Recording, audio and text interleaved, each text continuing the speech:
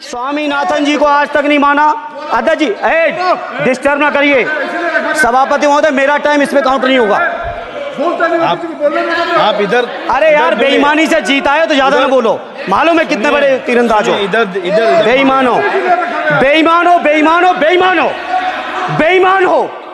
आखिर 20 करोड़ नौजवानों को रोजगार कहां है? अयोध्या से अवधेश जी क्या जीत गए? आप लोगों को इतनी नफरत हो गई कि एक भी उत्तर प्रदेश का एक बार भी नाम नहीं आया। सभापति महोदय, ये जो बीजेपी की एनडीए की सरकार है, ये सरकार पूरी तरह से गरीब विरोधी, किसान विरोधी, नौजवान विरोधी, बुनकर विरोधी, छात्र विरोधी, दलित विरोधी, पिछड़ा विरोधी, मजदूर विरोधी, जितनी भी अगर उपाधियां दी जाएंगी सभापति महोदय वो कम है।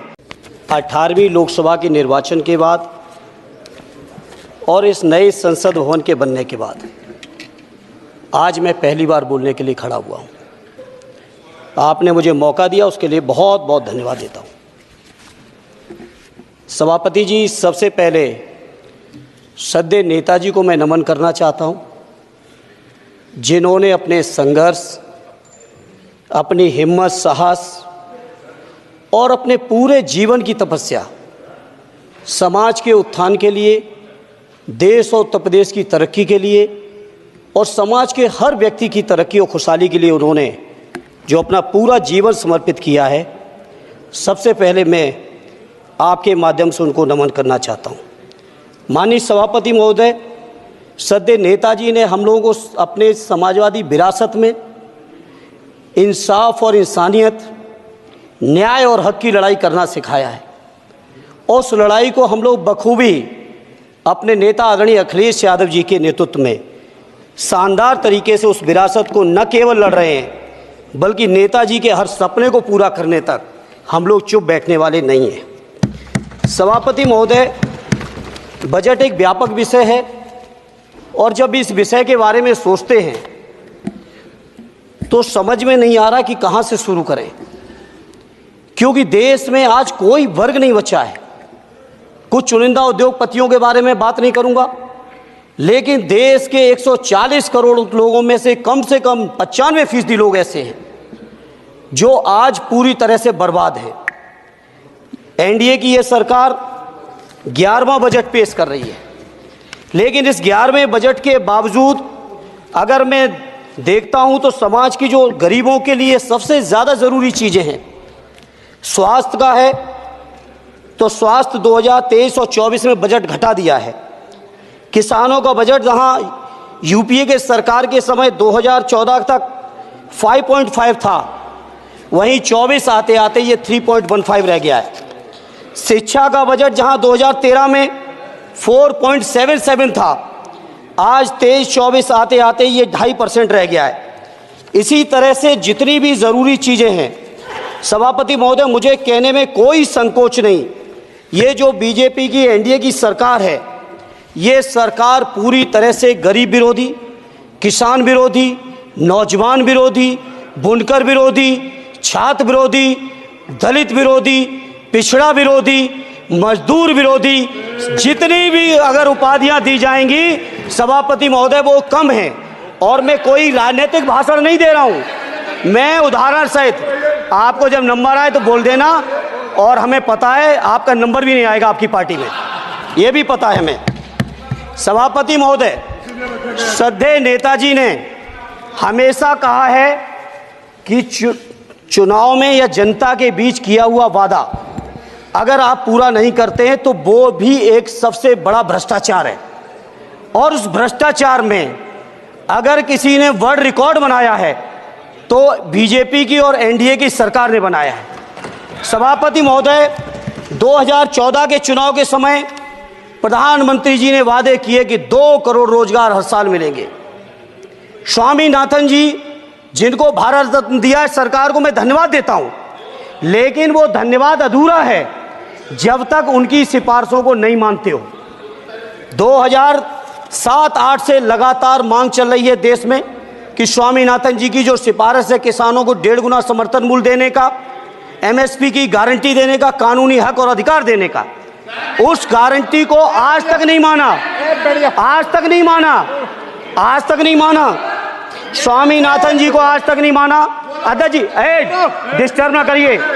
सभापति महोदय, मेरा टाइम इसमें काउंट नहीं होगा। आप इधर, अरे यार, बेईमानी से जीता है तो ज्यादा ना बोलो। मालूम है कितने बड़े तीरंदाज हो। इधर बेईमान हो, बेईमान हो, बेईमान हो, बेईमान हो, बेईमान हो। चलो, स्वामीनाथन जी की आपने नहीं मानी, एमएसपी आपने लागू नहीं की।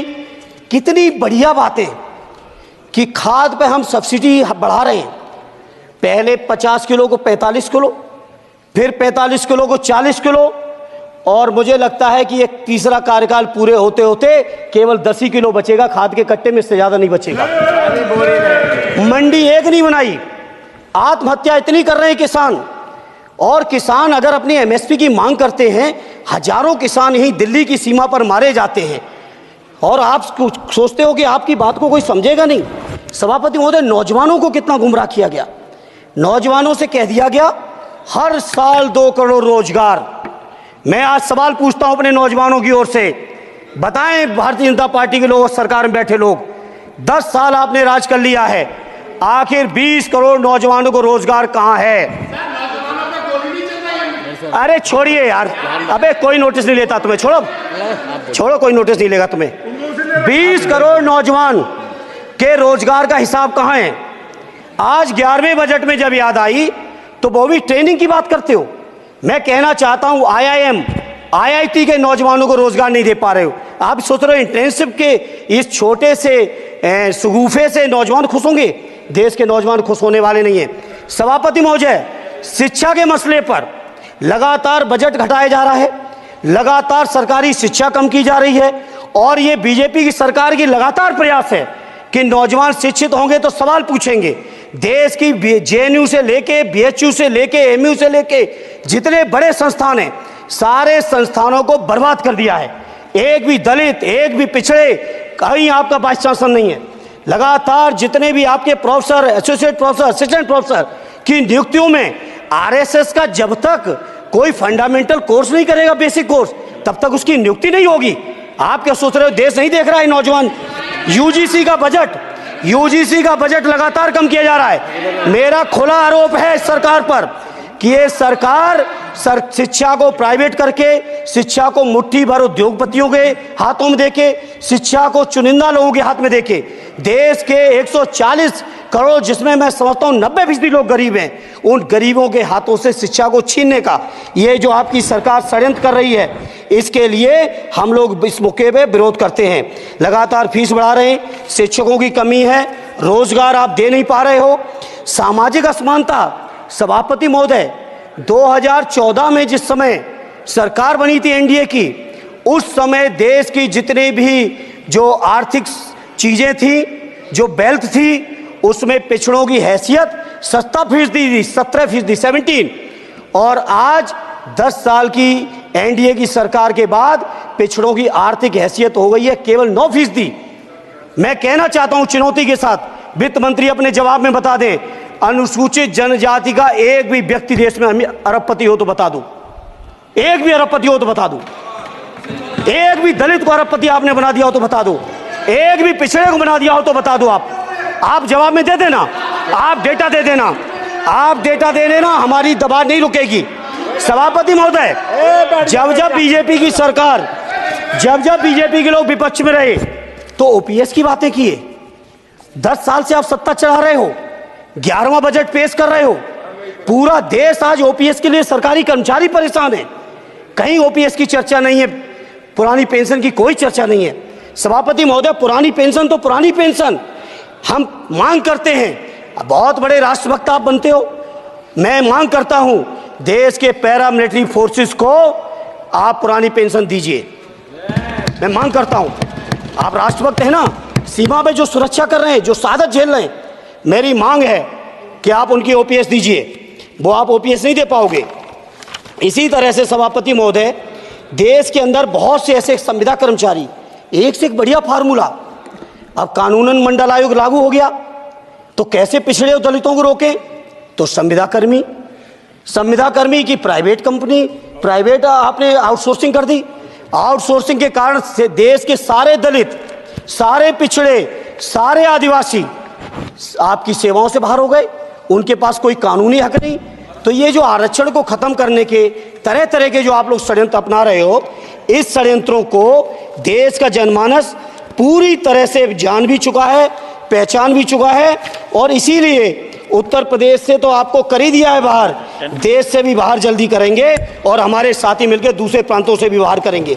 इसी तरह सभापति महोदय, हम मांग करते हैं, आप सोचिए उत्तर प्रदेश अकेले के अंदर, देश के हालात मुझे नहीं पता और बदतर होंगे, अकेले उत्तर प्रदेश में 1000 से ज्यादा शिक्षा मित्र आत्महत्या कर चुके। सभापति महोदय, कोई सरकार के कान पे जू नहीं रेंग रही है। किसान आत्महत्या कर रहे हैं, इन्हें कोई मतलब नहीं। अनुदेशकों को तनख्वाह नहीं मिल रही है समय से, कोई मतलब नहीं। आंगनबाड़ी महिलाएं परेशान हैं, इनको कोई मतलब नहीं। सभापति महोदय, आपकी आशा बहुएं, आपकी ये रसोईया महिलाएं, आपकी आंगनबाड़ी, पंचायत सहायक, रोजगार सेवक, मैं समझता हूं सभापति महोदय यहाँ बैठे हर सदस्य के पास इनके क्षेत्रों का ये डेलीगेशन जरूर मिलता होगा और मांग करता होगा कि कम से कम हमारा मानदेय बढ़ाया जाए, हमें स्थायी किया जाए। सभापति महोदय, इसके लिए सभापति महोदय मेरी पार्टी के किसी भी मेंबर से हम नंबर कम कर लेंगे, टाइम, मेरा टाइम बढ़ा दीजिए, बढ़ा दीजिए, कोई भी मेंबर हमारे लिए दे देंगे टाइम, हम लोग दे देंगे। इसलिए सभापति महोदय, इन सभी समस्याओं के लिए मैं आपसे कहना चाहता हूं कि इनका समाधान करिए, और नहीं समाधान करेंगे तो अभी तो बैसाखी पे बन गए, बिहार और आंध्रा को पैकेज देखे फिर देश में कितने राज्यों को पैकेज दे पाओगे।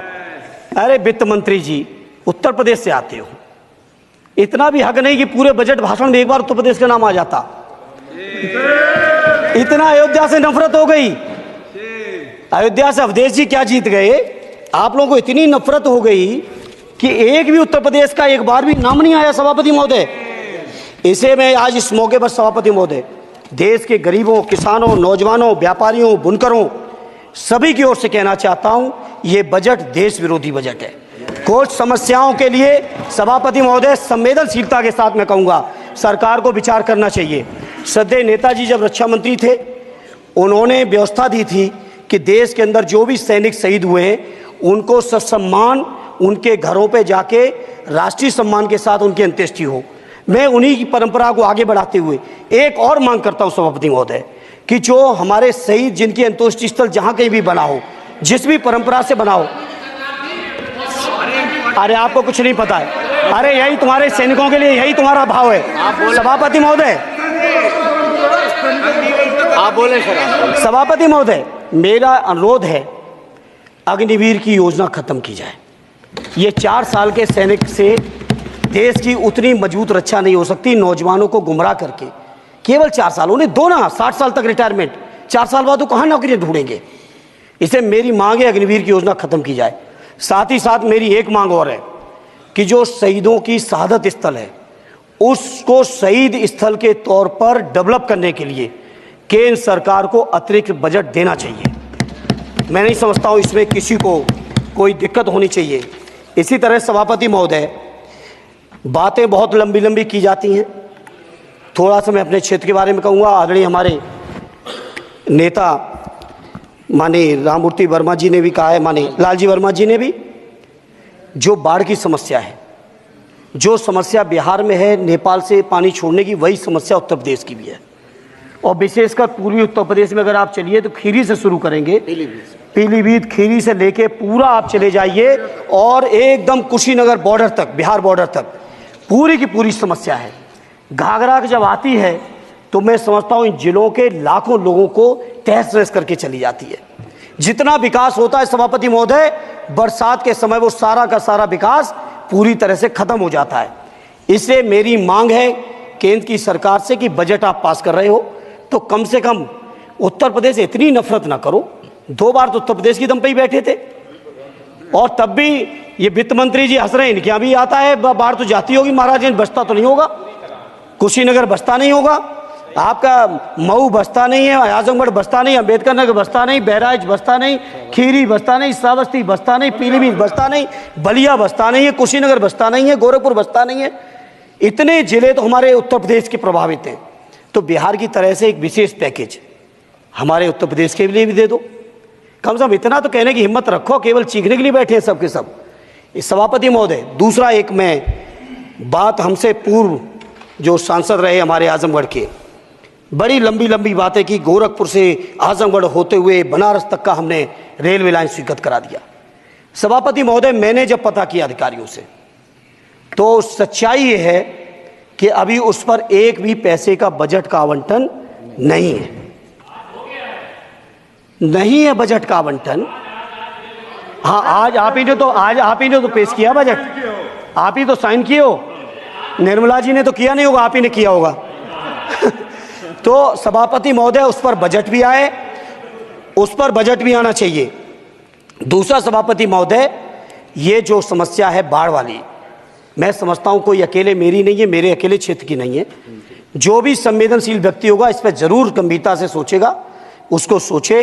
इसी के साथ मैं अपनी पार्टी की ओर से इस जन विरोधी बजट का पुरजोर विरोध करता हूं। बहुत बहुत धन्यवाद।